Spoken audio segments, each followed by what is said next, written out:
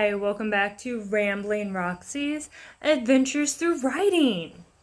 As we've talked about before, I'm a middle school writing teacher, but I'm also an author myself.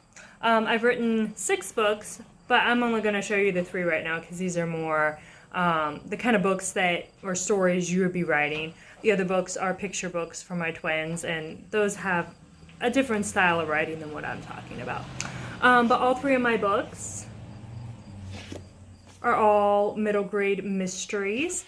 And like I said, I've used all of my techniques that I've talked about in my writing classes for my middle school students. But I've also used these techniques to write my own books.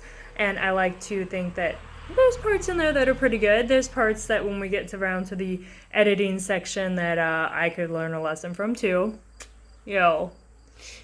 Shouldn't keep the highlighting pen just hidden my hair. Anyways, today we're going to be talking about hooks. And I imagine you're wondering well, why is Rambling Roxy talking about hooks? What is a hook? Why is that important to my writing?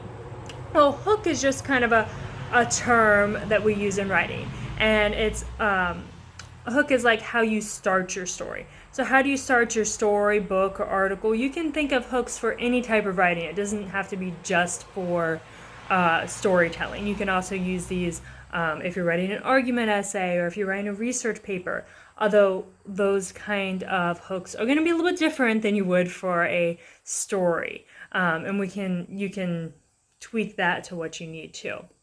And think of a hook as like you're fishing, and you got to use the right kind of bait to get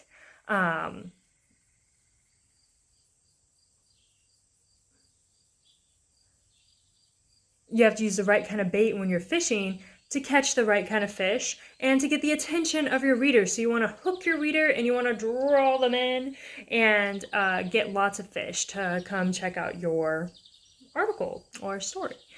So while Once Upon a Time is a classic, there are thousands of stories that start this way. Sometimes we've used this technique and it's kind of fun if you're wanting to go for like a ironic kind of thing where it is a fairy tale. You can do that for fun. But you really want to grab your attention, grab your reader's attention or hook it. So like you would in fishing, just like with fishing, you need to know what fish you're trying to catch and what to use, what lure to use at the right time. There are many types of hooks. So as you're coming up with your story, you might want to think about who your readers are and how you want to get them to read your stuff. First off, let's talk about the different types of hooks. You can figure out your readers and your audience at a later point once you've kind of seen the different kinds of hooks. So one kind of hook is a question. You can ask a question such as how was your summer vacation? If it was like mine, then it was the single worst thing that could happen to anyone. That sounds kind of ominous. You're like, wait, what? What? Your summer vacation was awful? I want to know more about this. You can also use these kind of questions with research papers. Oh, did you know that in Death Valley there's one kind of fish that lives in a tiny pool of water and it's protected? And then you can go on to write your article about Death Valley or something.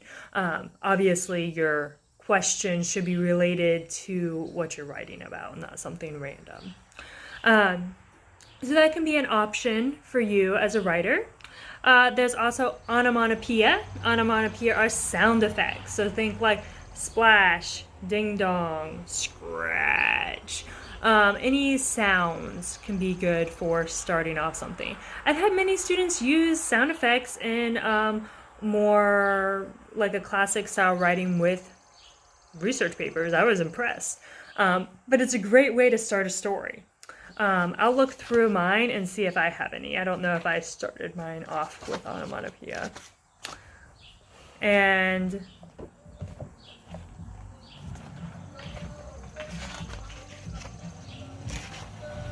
oh, yes. So The Disappearing Act, I thought I had one.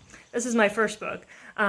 and I kind of decided to use something I was familiar with. So I was like, oh, let's use onomatopoeia. So I started my book off with psst, psst, squeak.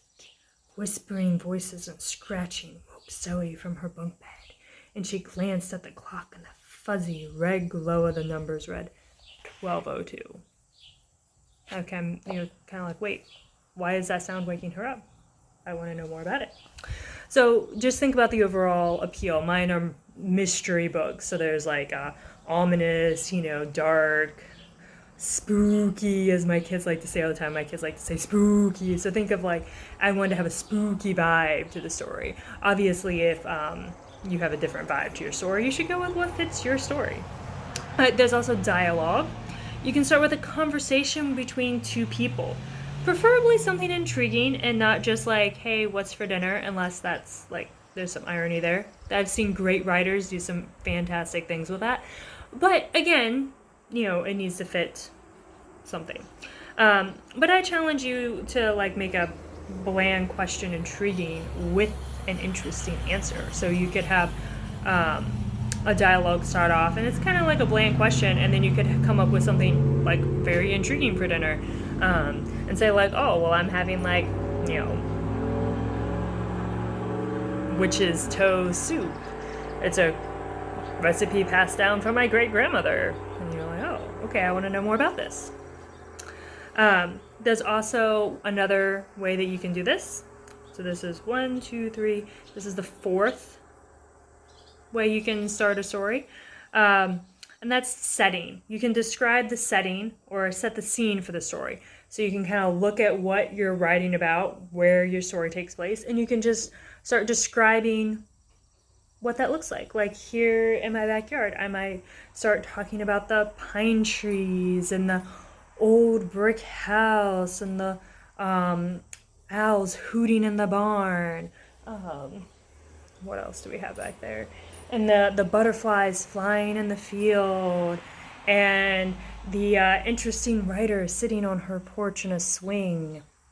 Maybe. Ooh, that's a good one. I'm going to have to write that one down. Another way you can also start your story, this is number 5, and that's a fact. So you can state an interesting fact. This is kind of best for informational writing, but it can fit fiction writing too. It just depends on what you're writing about and how you want to put that in there. Maybe you're writing about something and you put an interesting historical fact at the beginning of your book, and that draws your readers in because you're writing about something historical. But again, it needs to fit your story. That's why you need to think about what you like and what you want. And there's also another type. This is the 6th kind that you can use, and that's humor. You can use humor or tell a joke at the beginning of your story and see if that catches anyone's attention. Again, if you're a humorous person, that might be a good option. Or if you're writing, a comedy type book like Diary of a Wimpy Kid or stories like that, the humor works really well in that. Just kind of depends. So whatever you choose as a writer, remember as a writer, you have like all these options.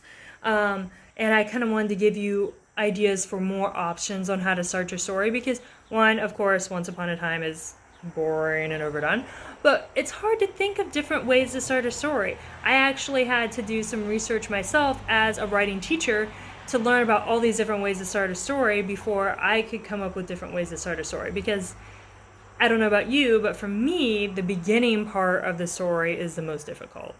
But whatever you choose, you need to think about what captures your attention as a reader. If the hook doesn't make you interested, then it probably won't grab other people's attention. I myself am one of those people who I like to write what you know kind of writer instead of writing what you want to know. So if I'm really good at something, I kind of like to use my talents there and not elsewhere. So like I said, I use the onomatopoeia in one, and then we'll talk about what I used in this one. Oh, I forgot about this.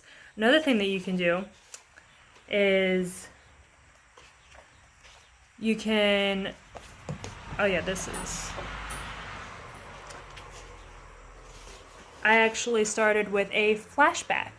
So you can like have a scene from later on in the story be at the beginning. Have you ever watched a movie or read a book where you read something and then you're like, wait, I need to know more about what happened? So what I did is I kind of took something that was going to happen towards the middle to the end of the book, and I stuck it at the beginning and kind of got my reader's attention that way.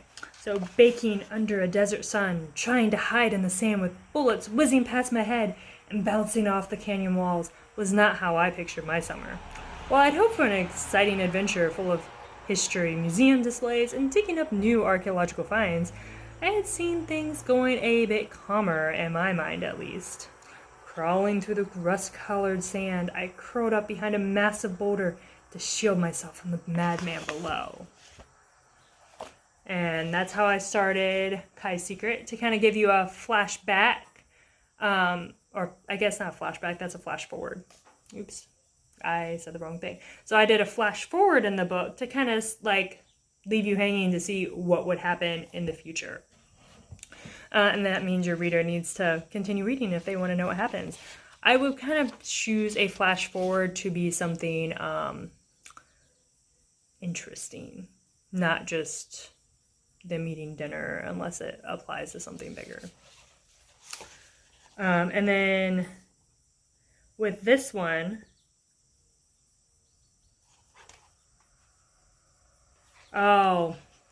I kind of did, I wrote in a couple different perspectives. So I started from another person's perspective at the beginning of this book. I actually started with the villain's perspective to kind of capture my reader's attention. Spotting this ad online literally saved my life. Wanted, ride jockey to start with Kavanaugh Amusements in Gibsonton, then finish season in Ohio.